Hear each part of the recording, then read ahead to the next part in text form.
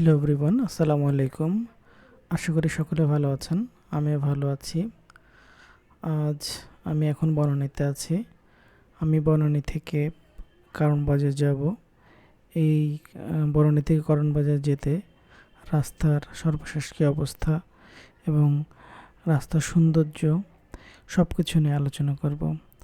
আশা করি আপনারা সকলে আমার সাথে থাকবেন। আজ রাস্তায় বাইরে প্রচুর রোদ এবং অনেক গরম। তো আপনারা যারা বেরোবেন অবশ্যই ছাতা নিয়ে বের হবেন। তার কারণ হচ্ছে আজকে বাইরে প্রচুর রোদ আছে, প্রচণ্ড গরম আছে। তো চলুন কারণ বাজার পর্যন্ত যাওয়া যাক। বনানী রোডটা দেখতে সুন্দর, কারণ জানেন বনানী একটা অভিজাত এলাকা। এখান থেকে দেখেন ব্যাটারিদের সাথে খুব সাবধানে চালাতে হয়। তারা কোনো নিয়মকানুন মানে না, ধম করে তারা ঢুকিয়ে দেয়, আর লেগে গেলেই তখন দোষ হবে আপনার, কারণ তারা তো নিয়মকানুন কিছুই মানে না। আর যেহেতু তাদের তেমন কোনো ট্রাফিক নিয়মকানুন সম্পর্কে তাদের কোনো ধারণা নেই, তার কারণে তারা যেভাবেই চালায় মানে সেটাই রুলস হয়ে দাঁড়ায়। পক্ষান্তরে আপনি তার এই খামখেয়ালি রাইডের কারণে আপনি ক্ষতিগ্রস্ত হবেন। আর বর্তমান সময়ে ঢাকা শহরে আতঙ্কের আর এক নাম হচ্ছে ব্যাটারির রিক্সাগুলো, তাছাড়া ইজি বাইক। প্রত্যেকটা রোডে এখন ইজি বাইক ব্যাটারি চলে। এটা সত্যি দেখার কেউ নাই এবং আমরা সবাই খুব অসহায় হয়ে গেছি এই ব্যাটারি আর রিক্সাওয়ালার জন্য। এখন প্রায়শই দেখা যায় তারা বেল দিয়ে মোটরসাইকেল প্রাইভেট কারের কাছে তারা সাইড চায় এবং অনেক সময় সাইড দিয়েও দিতে হয়। তাহলে বোঝেন তাদের সাহসটা কত, এবং কিছু করার নাই। এবং যারা এই ব্যাটারি চালিত গাড়িগুলো চালায় তারা খুবই উগ্র মেজাজি হয়ে থাকে। আপনি তাদেরকে একটা কথা বললে তাদের রেডি অনেক কথা থাকে এবং তারা আপনাকে সাথে সাথে উত্তর দিয়ে দেয় এবং সেটা খুবই মাস্তানি স্টাইলে দিয়ে থাকে এবং তাদের কোনো দোষই নাই। আপনি যে চালাচ্ছেন আপনি ভুল, সেটাই প্রমাণিত হয়। তো যাই হোক, আপনারা রাস্তা যখন চালাবেন ব্যাটারি রিক্সা এবং ইজি বাইক থেকে একটু সাবধান এবং একটু দূরত্ব নিয়ে মেনটেন করে চলবেন, কারণ তারা যে কোনো সময় আপনাকে তাদের ব্রেকটা ঘুরিয়ে দিতে পারে। এতে করে আপনি কিন্তু পড়ে যেতে পারেন, আপনার ক্ষয়ক্ষতি হতে পারে। তাই সাবধানে গাড়ি চালাবেন এবং ইজি বাইক ব্যাটারি থেকে একটু দূরত্ব রেখেই চালাবেন। তাহলে চলুন এখন আমরা যাই, মেন রোডে উঠবো এখন। সামনেই এয়ারপোর্ট রোড, এখান থেকে দেখি কী অবস্থা।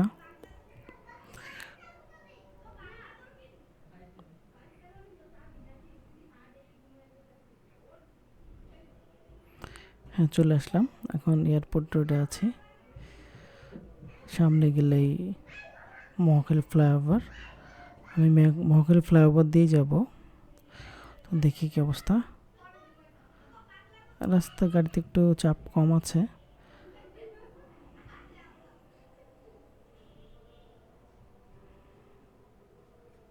কিন্তু বাইরে কিন্তু প্রচণ্ড রোদ, রাস্তা অনেক তাপ দাহ আছে।